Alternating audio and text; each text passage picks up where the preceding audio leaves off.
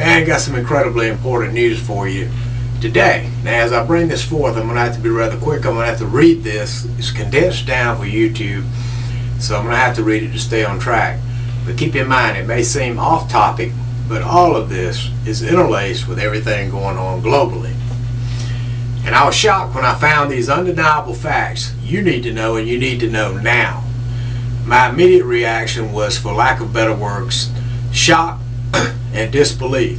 As you all know, we are researchers and only present absolute facts. So after this was proven fact, I was all the more shocked, and it went straight to the top of other videos that are also gravely important and will be coming very soon, hopefully today.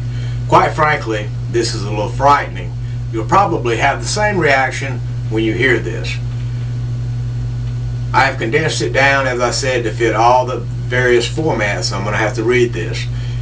You will very soon see why I sent out the email I did a month or so ago, and you'll recall if you received it, which I am sure many ignored. Now I hope you do not. I had then just a gut feeling. Now I know it to be fact. I always say, when they start a fire over here, you better be looking over there or behind you. There's a silent panic spreading through the White House. The U.S. government is in a mad race, or so they say, or I hope so, to prevent food riots at home. Yes, here in the USA. We're potentially headed toward one of the worst crises the world has ever faced. It would be responsible for millions of deaths in the coming year. And the U.S. government will stop at nothing to keep you from knowing how close it is to crossing America's doorstep. This is one of the biggest government cover-ups since the Watergate scandal became public knowledge in 1973. This, however, is worse. Much, much worse.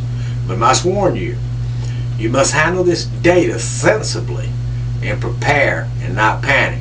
You must be capable of harnessing an unavoidable reality for your own personal preservation and your family. It very well could tie into many theories out there, but here I will only present to you fact.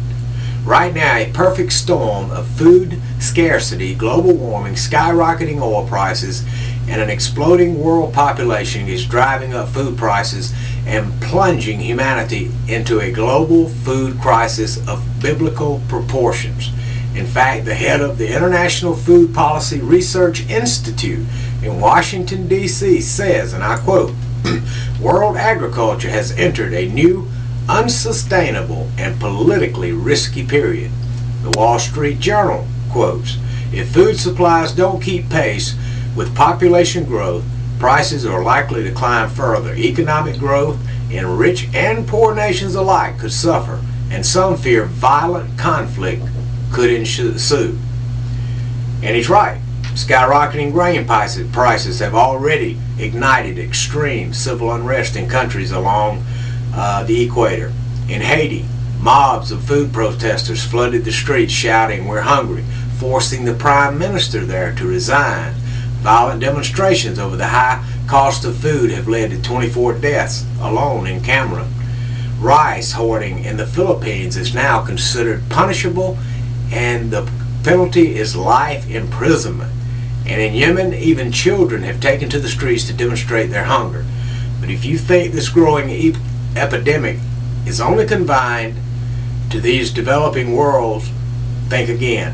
The truth is, America has begun to run out of cheap food just like the rest of the world. Cereal prices have risen more than 8%. Flour and rice are up more than 13%.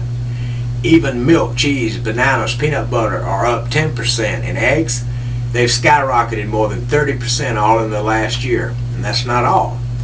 According to the Chicago Board of Trade, since January of this year, rice prices have soared 141%, while certain varieties of wheat shot up more than 25% in a single day. Analysts say that soaring food prices combined with higher transportation and energy costs have caused the United States to wrestle with the worst food inflation it's seen in 17 years. The situation has gotten so bad in the United States, the Wall Street Journal even published an article with the bold statement, I don't want to alarm anybody, but maybe it's time for Americans to start stockpiling food.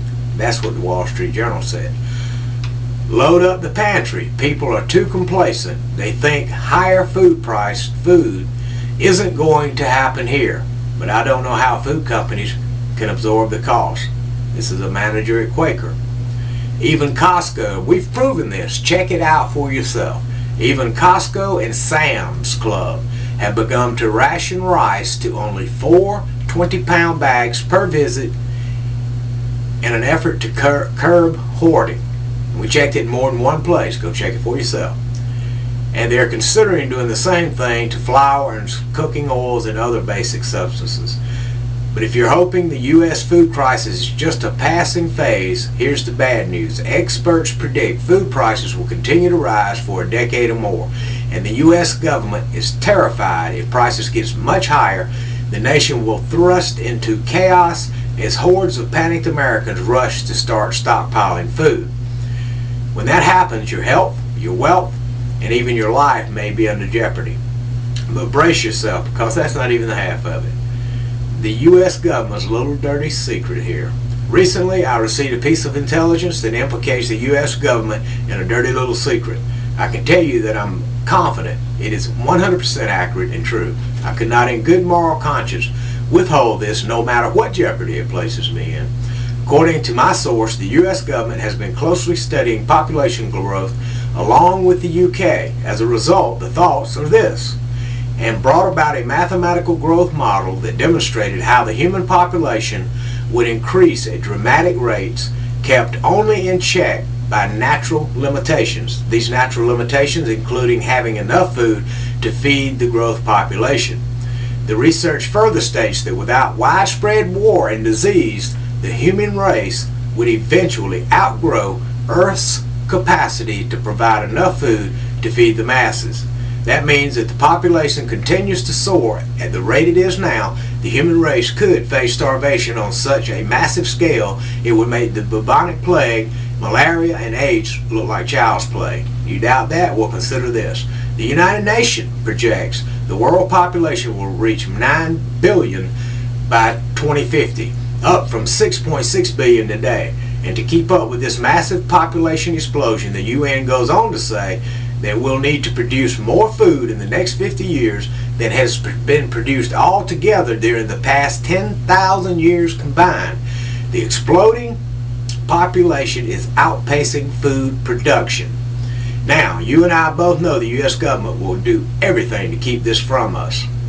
Listen, I understand this information is a little bit hard to swallow, but do yourself a favor. Take heed this time. I sent out an email a little over a month ago stating that you should garner up enough non-perishable foods to last your family at least a month, couple of months, at the very least.